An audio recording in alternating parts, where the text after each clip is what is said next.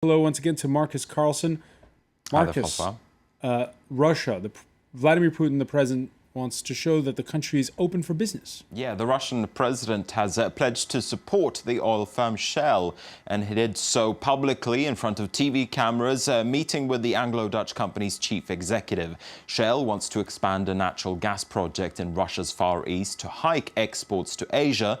The EU and US have imposed sanctions against dozens of Russian and Ukrainian officials and investors. They've pulled billions of dollars from Russia on fears that the economy will take a hit if there are more sanctions applied. Recent surveys show that business confidence is at its lowest level since 2008 in Russia.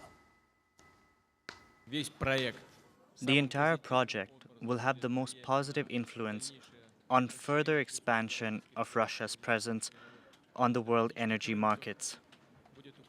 It will stimulate the economy on the whole and our energy sector.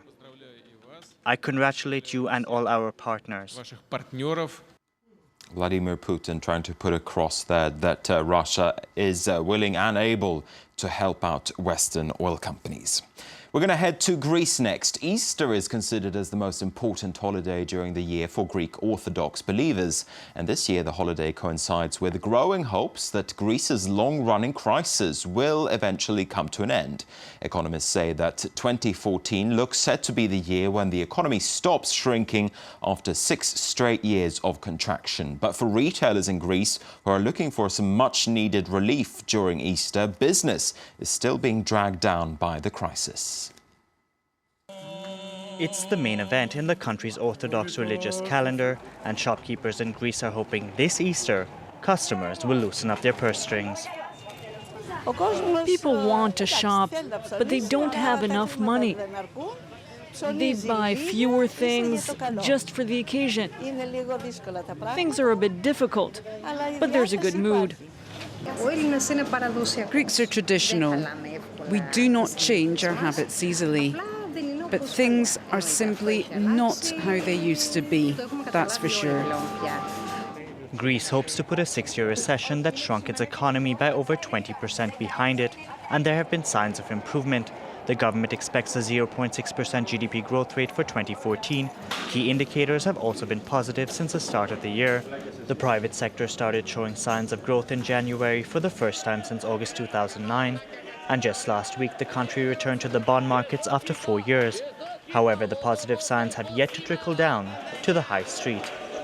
It is difficult. There are a lot of difficulties because there have been a lot of cutbacks, salaries and pensions have been reduced. It's difficult for some to make ends meet, but let's hope that there are better days coming. 2014, however, is unlikely to be a game changer for Greek retailers. Private consumption forecasts show an uptick expected only in 2015, and estimates indicate that 35% of the population is at risk of poverty or social exclusion. Let's bring you a snapshot of a few other stories that we're watching for you. Oil exports from Iran have risen dramatically. An Iranian government spokesman says exports have almost doubled in 8 months' time to 1.2 million barrels per day. The increase follows the election last June of President Hassan Rouhani. It comes ahead of expected talks with Western powers over Iran's nuclear program next month. Western sanctions have hit oil exports hard over that nuclear program, and those exports, they've tumbled from 2.5 million barrels per day in 2011. The board of Italian bank Monte dei Paschi di Siena has given the go-ahead to a plan to raise 5 billion euros. The lender will be selling new shares, hoping to avoid a nationalization. The bank needs to pay back a 4 billion euro loan from the Italian government by year end. The lender accepted that loan last year to stave off bankruptcy. And the world's biggest retailer, Walmart, is delving deeper into financial services. It's introducing a money transfer service for customers in its US home market. Walmart is pledging to cut fees by up to 50% compared with similar services. The move is seen as a play for Americans who have limited access to financial services. A survey in 2011 showed that 29% of American households didn't have a savings account. Okay, we talked about Easter in Greece a little bit earlier. Let's also show you some pictures from France. And this is one for the chocolate lovers out there. These are creations made by some of France's top chefs when it comes to chocolate. Easter is big business for chocolate makers, of course, as around 5% of all sales happen during the holiday of Easter here in France, at least. French people consume more than 4 kilos of chocolate every year. That's not that much, though, in comparison to Germany and the UK. Germans consume on average 7.5 kilos of chocolate every year, and Brits 11 kilos. And they wonder why French women don't get fat. And with that, I'm going to throw it back to you, Francois. All right, many thanks for that. Marcus Carlson will be back with more business news later on.